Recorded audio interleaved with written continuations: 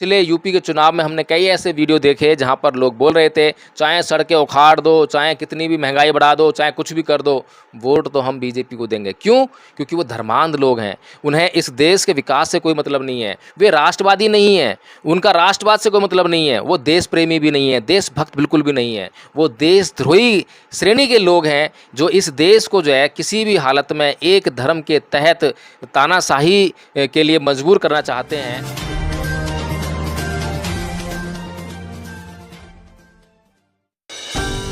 नमस्कार, आप देख रहे हैं एनबी न्यूज 24/7 नीलम बोध के साथ। साथियों, 2024 की तैयारियों में जिस तरह से गर्मा गर्मी छाई हुई है, लगातार हम मेन स्ट्रीम मीडिया पर देख रहे हैं कि मेन मीडिया मोदी जी की तारीफ के पुल लगातार बांधने का काम कर रही है और उनके लिए 2024 की जमीन तैयार कर रही है। लेकिन दूसरी तरफ हम देखें तो विपक्षी पार्टियों का महागठबंधन लगातार इस तैयारियों में जुटा हुआ है कि 2024 में किस तरह से मोदी सरकार को मात देकर कुछ नया परिवर्तन किया जाए। और पिछले 2 दिनों से बेंगलोर में महागठबंधन की तैयारियां चल रही हैं और 2024 में जो तैयारियां हैं किस निर्णय पर पहुंचेंगे, और इसमें प्रमुख रूप से 6 मुख्यमंत्री भाग ले रहे हैं और उन्हीं के साथ में विपक्ष की कई पार्टियां हैं। और सर, जिस तरह से आज महागठबंधन की तैयारियां विपक्षी पार्टियां कर रही हैं, लेकिन हम देख रहे हैं कि उसमें ना तो मायावती जी है और ना ही ओबीसी है, तो किस तरह से देख रहे हैं सर इस महागठबंधन को?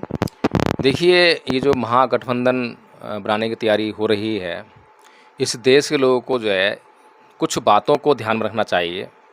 एक तो इस देश के लोगों को इस बात को तय करना चाहिए और इसकी जांच करनी चाहिए कि पिछले दिनों जिन लोगों की सत्ता रही है जी। पिछले 2 कार्यकाल लगातार हो चुके हैं और फुल फ्लैज हुए हैं, और उसमें जो है बहुमत की सरकार रही है, कोई अल्पमत की सरकार नहीं रही है, गठबंधन की सरकार नहीं रही है। और उस सरकार ने जो है इस देश की जो गरिमा है उसको बनाए रखने में किस तरह का योगदान दिया है, इस देश के संविधान को बचाने में और इस देश के संविधान के तहत इस देश को चलाने में कितना अच्छा योगदान दिया है या उन्होंने कितना अच्छा काम किया है। तो इन सब बातों पर जो है इस देश के लोगों को जो है सोच विचार करना चाहिए, नज़र रखनी चाहिए। अभी जो महागठबंधन जो हो रहा है, जब भी कोई गठबंधन होता है या महागठबंधन होता है, वो मजबूरी होती है। कोई भी पार्टी ये नहीं चाहती है कि दूसरी पार्टी के साथ में मिलकर वो सत्ता को जो है बांटे। हर एक पार्टी ये चाहती है कि वो जो है फुल फ्लैज में, जिस तरीके से बीजेपी आई है आरएसएस के माध्यम से, तो इस तरह से जो है हर एक पार्टी चाहती है कि हम जो है फुल फ्लैज में सत्ता में आएँ और हम जो चाहें वो करें।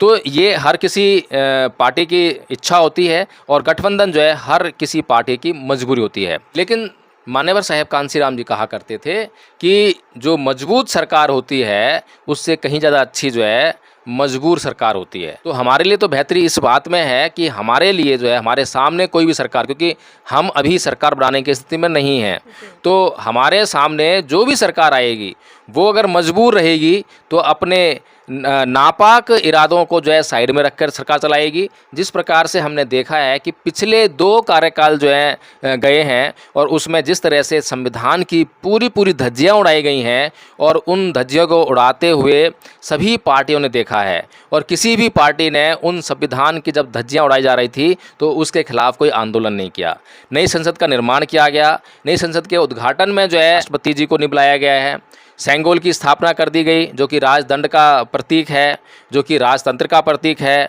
इस तरह से जो संविधान के अंतर्गत जो लोकतांत्रिक मर्यादाएं थी उन सबको धूमिल करने का पूरा प्रयास किया गया है और लगभग जो है उनको धूमिल कर दिया गया है। इसके अलावा जो है जिस तरीके से खुल्लम खुल्ला हिंदू आतंकवाद को प्रमोट किया जा रहा है, उसको खुला समर्थन दिया जा रहा है, तो इस देश में जो शांति, सुरक्षा, सौहार्द, भाईचारे का जो वातावरण संविधान के माध्यम से परम पूज्य बाबा साहब डॉक्टर भीमराव अंबेडकर ने बनाने का प्रयास किया, उसको नष्ट भ्रष्ट करने का प्रयास जो है पिछले 2 कार्यकाल में हुआ है। अभी ये जो गठबंधन बन रहा है, महागठबंधन बन रहा है, इनकी जो है विचारधारा क्या है, किस पार्टी किस विचारधारा पर चलती है, क्योंकि हर एक पार्टी जो है जब जनता के बीच में जाती है तो अपनी विचारधारा बताने का काम करती है। सर, लगता नहीं है जिस तरह से नीतीश कुमार जी के नेतृत्व में महागठबंधन एक तरह से काम करने जा रहा है, तो जिस तरह से हम अगर एनडीए को देखें तो उनके भी 31 दलों के साथ में उन्होंने सरकार बनाई, और इसी तरह से यूपीए को देखें तो उनके भी 27 दल रहे हैं अपने, जिनके साथ में वो मिलकर चुनाव लड़ते हैं।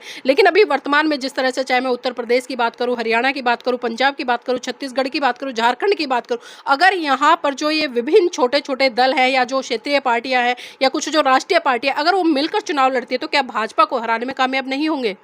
देखिए नीलम जी, भाजपा को हराने में कामयाब रहेंगे या नहीं रहेंगे, इससे भी ज़्यादा महत्वपूर्ण बात इस बात की है कि तीसरी बार भी फुल फ्लैज में पूर्ण बहुमत की सरकार जो है बीजेपी की नहीं बननी चाहिए। जो महागठबंधन तैयार हो रहा है, हालांकि बहुजन समाज की जो विचारधारा है उससे इन गठबंधन के दलों का कुछ भी लेना देना नहीं है, लेकिन फिर भी जो है ये गठबंधन इस वक्त की बहुत बड़ी ज़रूरत है ताकि ये गठबंधन तैयार हो और जो मोदी के नेतृत्व में अगली तीसरी फुल फ्लैश सरकार बनने का जो मीडिया के माध्यम से और भी जो प्रचार तंत्र है, इनका जो IT सेल है, उसके माध्यम से उल जुलूल बातें करके, बिना बात की जो है मोदी जी की तारीफ करके और जो महत्वपूर्ण मुद्दे हैं इस देश के उनको छुपाकर जो एक पृष्ठभूमि तैयार की जा रही है, उससे बचने का पहले हमें प्रयोजन करना है। किसी भी प्रकार से इस सरकार को जो है पूर्ण बहुमत का ना होकर इसको जो है एक मजबूर सरकार के रूप में ये हमारे सामने आए, तो हम जो है ये समझते हैं कि कम से कम हमारा संविधान, लोकतांत्रिक मर्यादाएं बची रहेंगी। जो जनता के बीच में जो ये सांप्रदायिकता के आधार पर हिंसा का माहौल तैयार करने का प्रयास कर रहे हैं, उससे जो है इस देश की जनता जो है बच सकेगी। जो गृह युद्ध की तरफ जो है ये जो हिंदूवादी संगठन जो है इस देश को धकेलने का प्रयास कर रहे हैं, मनुस्मृति को संविधान के तौर पर लागू करने का प्रयास कर रहे हैं, इस देश को हिंदू राष्ट्र बनाने का प्रयास कर रहे हैं, तो उससे कम से कम इस देश को बचाया जा सकेगा। कम से कम कुछ सांस लेने की मोहलत जो है इस महागठबंधन के द्वारा मिल सकती है, अगर ये गठबंधन अपने उद्देश्य में सफल हो सकता है। और नीलम जी, रही बात इस बात की कि NDA भी जो है 27 या 28 राजनीतिक दलों के साथ में जो है चुनाव लड़ता है, तो ये जो गठबंधन जो NDA का है उसमें आप देखेंगे कि जो अन्य जो पार्टियां हैं उनकी क्या भूमिका है, क्योंकि बीजेपी ने खुद अपने आधार पर ही पूर्ण बहुमत हासिल कर लिया था, तो उनकी भूमिका जो है नगण्य रही है। इसीलिए क्या नाम है जो है नगण्य रही है, इसीलिए उन दलों का कोई प्रभाव नहीं है उस सरकार में, जो है केवल जो है वो सत्ता में भागीदार बने हैं और जो मलाई है उसको खाने के लिए चापलूसों की तरह जो है वहाँ अटके पड़े हैं। इनका रोल जो सिर्फ इतना है। लेकिन जो महागठबंधन है, ये महागठबंधन जो है बहुत महत्वपूर्ण कड़ी साबित होगा अगर ये महागठबंधन जो है इसको जो है चुनौती देने में कामयाब रहता है और बीजेपी को जो है इस चुनाव में 2024 के चुनाव में जो है हरा देता है या उसको कमज़ोर कर देता है। सर, गठबंधन का तो कहीं ना कहीं फ़र्क हमें देखने को मिलता है। जिस तरह से पिछले दिनों हमने उत्तर प्रदेश में देखा, सपा और बसपा का गठबंधन हुआ तो सपा की कई सीटें आई थी, तो गठबंधन का तो सीधा सीधा एक पॉजिटिव प्रभाव पड़ता है ना सर? जी बिल्कुल, प्रभाव पड़ना भी चाहिए, लेकिन डिपेंड करता है कि जो राजनीतिक दल है उसका कैडर कितना मजबूत है। उसके पास वो कहने के लिए तो अब जो है मान लीजिए कि मेरे पास जो है 1 लाख वोट हैं, लेकिन अगर आपका गठबंधन होता है तो क्या वो 1 लाख वोटर्स जो हैं आपके कहने पर, जहां आप कहें, जिस दल के लिए आप कहें, उसको वोट देने के लिए तैयार हो सकता है क्या? अगर वो 1 लाख वोटर जो है आपके कहने पर कहीं पर भी वोट देने के लिए तैयार हो सकता है तो महागठबंधन की कामयाबी तय है। लेकिन समस्या ये है नीलम जी, इस देश में जो राजनीति है वो जाति और धर्म से चलती है। जाति और धर्म का इतना महत्व इस देश में है और इतना महत्व इस देश के लोग देते हैं कि इस देश के जो राष्ट्रीय मुद्दे होते हैं वो पीछे छूट जाते हैं, जिसके कारण आज देश जो है बेरोज़गारी झेल रहा है और तमाम दुनिया भर की जो मुसीबतें हैं, महंगाई इतनी बढ़ गई है, इतना उसकी मार झेल रहे हैं, मतलब जो है देश के लोग जो हैं। लेकिन समस्या वही है कि लोगों को जो है धर्मांध हैं, धर्म के इतने अंधे हैं कि धर्म के नाम पर जो है वो कुछ भी करने के लिए तैयार हैं। पिछले यूपी के चुनाव में हमने कई ऐसे वीडियो देखे जहां पर लोग बोल रहे थे चाहे सड़कें उखाड़ दो, चाहे कितनी भी महंगाई बढ़ा दो, चाहे कुछ भी कर दो, वोट तो हम बीजेपी को देंगे। क्यों? क्योंकि वो धर्मांध लोग हैं, उन्हें इस देश के विकास से कोई मतलब नहीं है, वे राष्ट्रवादी नहीं हैं, उनका राष्ट्रवाद से कोई मतलब नहीं है, वो देश प्रेमी भी नहीं है, देशभक्त बिल्कुल भी नहीं है, वो देशद्रोही श्रेणी के लोग हैं जो इस देश को जो है किसी भी हालत में एक धर्म के तहत तानाशाही के लिए मजबूर करना चाहते हैं। वो चाहते हैं कि एक धर्म की इस देश में सत्ता हो, वो धर्म चाहे कैसा भी हो। इस धर्म के बारे में इस देश और इस दुनिया के लोग अच्छी तरह जानते हैं। परम पूज्य बाबा साहब डॉक्टर भीमराव अंबेडकर ने जिस धर्म के आधार पर ये बीजेपी सत्ता में आई है, उस धर्म का जो है पूरा बखान जो है अपने साहित्य में किया है, जिसको चाहिए